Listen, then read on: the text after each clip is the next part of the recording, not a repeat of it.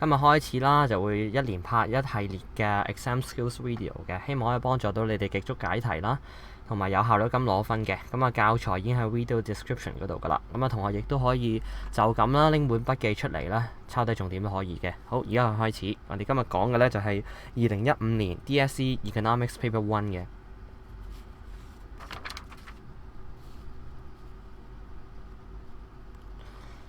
咁呢度都睇到啦，咁啊第一條呢就係關於 basic concept 嘅。咁啊，首先呢，佢話 which of following are positive statement 啦，即係一啲實證嘅句子啦。咁做呢類嘅題目呢，我哋第一樣就唔係要即刻去判斷邊一個係 positive statement 嘅，我哋應該去揾佢嘅相反，咁我哋會更加快咁樣做到呢條嘅答案噶啦。咁佢相反呢，如果你有溫書嘅話呢，就係 normative statement 啦。咁而 normative statement 呢，佢就係啲咩嚟呢？就係涉及一啲 value judgment 嘅一啲句子，咁就可以判斷佢係 normative statement 噶啦。咁逢親做呢類啦，即係去判斷 normative statement 嘅話呢，咁你就揾到一啲字眼，譬如話 better to 啊、should 啊、right to 啊、ought to 或者呢啲形容詞呢，你就可以判斷到噶啦。咁你見到啦，如果你眼明手快嘅話呢，第二呢個 option 呢就有 better to 呢個字。咁佢就代表咧佢係 normative statement 噶啦。咁題目就叫你揾 positive statement 啊嘛。咁而家呢個係佢嘅相反 normative statement 啦，所以2呢就唔係我哋要揾嘅答案。咁我哋呢度都 mark 低佢啦，就係話有啲咩字眼我哋可以即刻判斷到佢係 normative statement 呢？譬如 should 啦、ought to 啊、right to 啊，或者係一啲形容詞，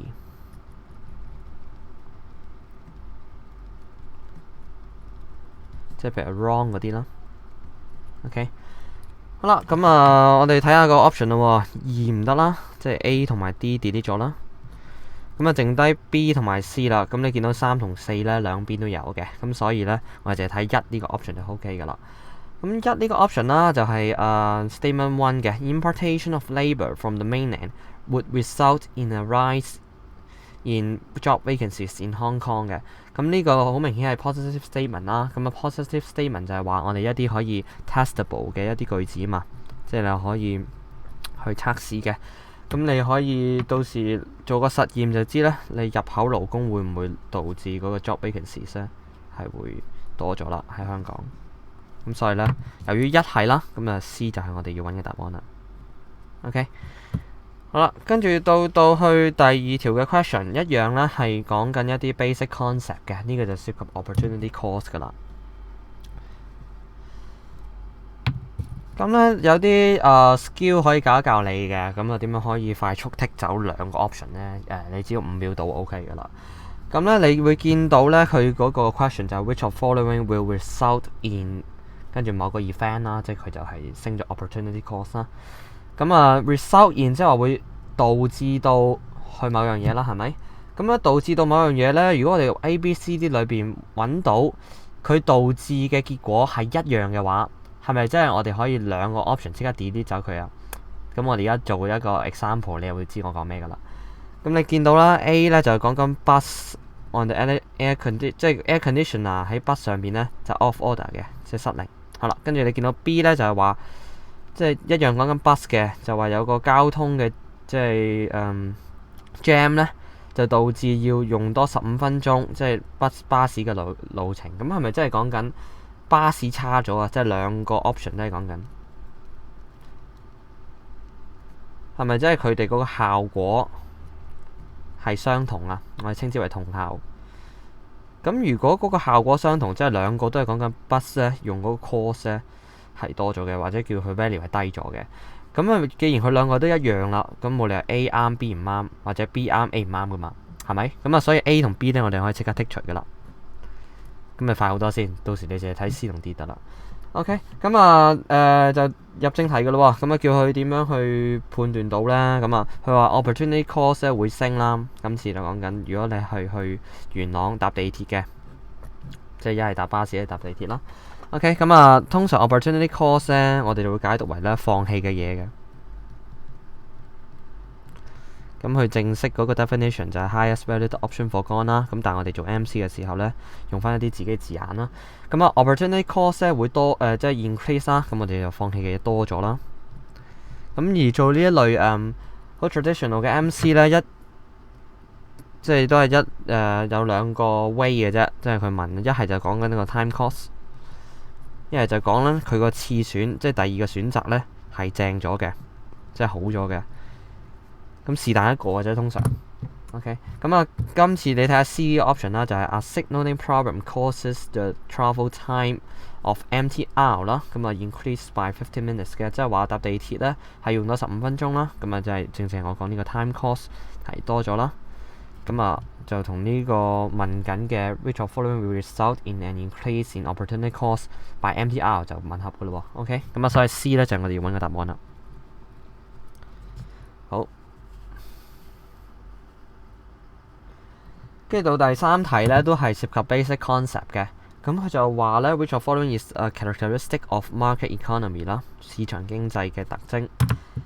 咁亦都係有啲即係條件反射式嘅做法嘅。咁你見到 market economy 嘅 characteristic 咧，你係諗兩個 way 就得㗎啦。第一就係 resource allocation 嘅不同啦，去判斷佢係邊種 economy 嘅。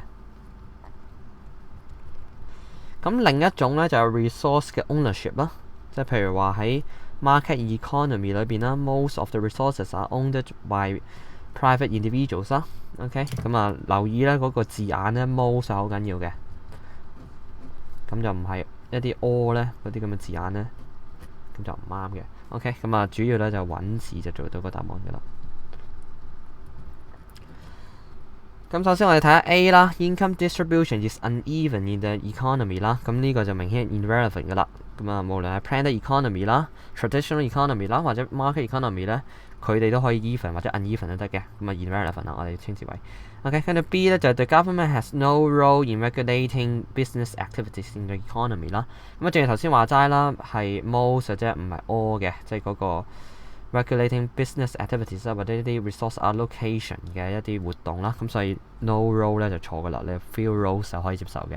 OK， 跟住 C 咧就正係我哋講緊嗰樣嘢啦，就係講緊 most 啦，符合我哋頭先個字眼啦 factors of production 啦，就係一啲 resources 啦，就係 in the economy are privately owned 嘅，即係私人擁有嘅，咁啊正就係呢樣嘢啦。resource ownership 啦，咁啊 C 就係我哋答案啦。咁你做多兩組咧，即係練多一啲呢啲咁嘅做法咧，咁你就可以更加快噶啦。咁而家講都用咗1分鐘度嘅啫，你做幾秒搞掂㗎啦。OK， 跟住到第4條啦，就係一跳㗎咯喎，去到 factor of production 呢個 topic 㗎咯喎，一啲生產要素嘅。咁咧佢就講緊 mobility of labour 嘅呢條問緊，就 will decrease 啦。咁啊，通常咧 mobility of labour 咧就兩種嘅啫。第一種咧就係 geographical 啦，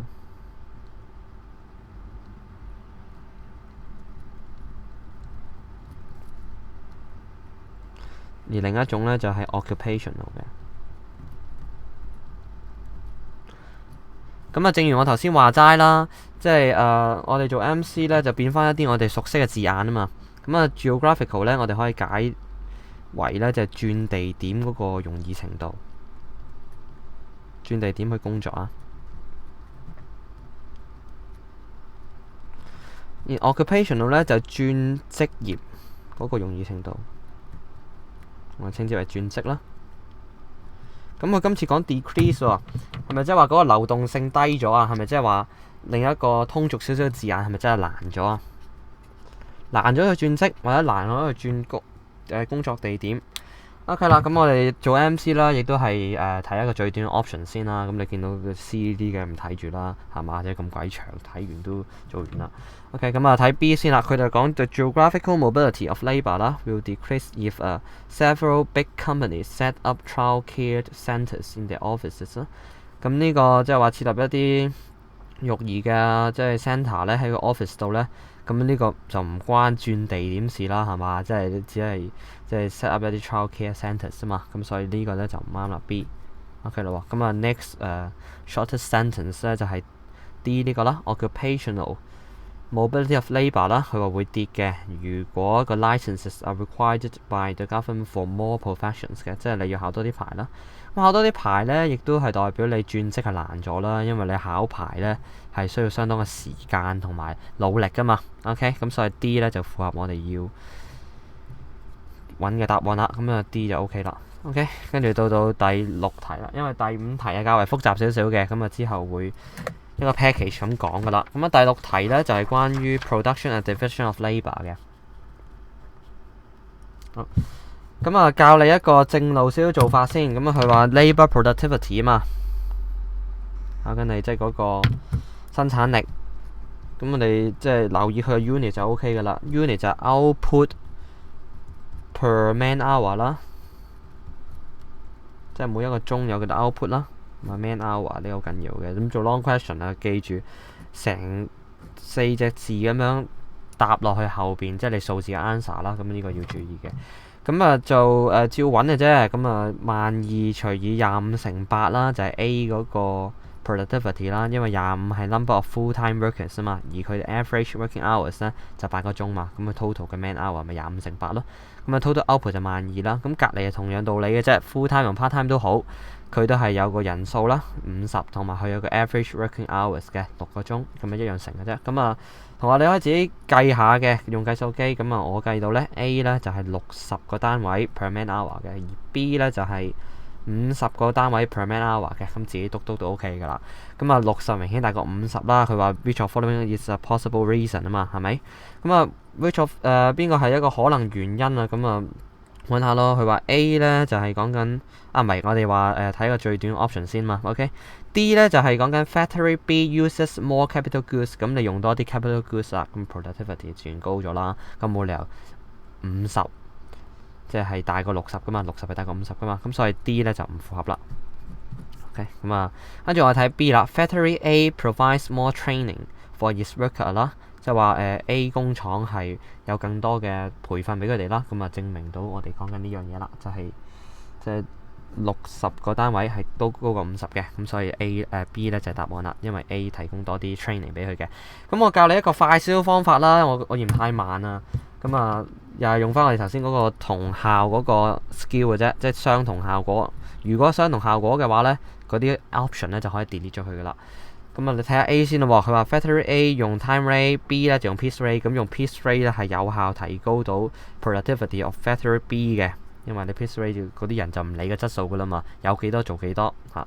咁啊就講 B 用 piece rate 會提高 productivity 咯喎。OK， 跟住 B 咧就係講緊 factory A 會提供多啲 training 俾 workers 啦。咁啊 A 就會提高佢 productivity 啦。啱啱先係啦。跟住 C 咧就講 the part-time workers 咧 employed by factory B 咧 are more skilled 嘅，即係 B 係更加有技術嘅，即係 B 嘅 productivity 又會多咗啦。OK， 跟住正如頭先 D 所講啦 ，B 咧就用多啲 capital goods， 咁佢個 productivity 都會多咗。咁係咪即係話 A、C 同埋 D 嗰個方向都完全一樣啊？即係佢哋個方向都係 productivity 會多咗啊？咁冇理由 A 啱 C 唔啱 D 唔啱噶嘛，係咪？咁所以咧我哋直接可以篩走咗咧 A、C 同埋 D 呢3個 option， 因為佢哋個方向全部都一樣嘅。咁我哋 B 都唔使睇啦，咁 B 係答案啦。OK， 咁啊，今日學住咁多先。咁你哋想問問題咧，歡迎直接 PM 我嘅。咁方法會喺下邊嘅 video description 嗰度啦。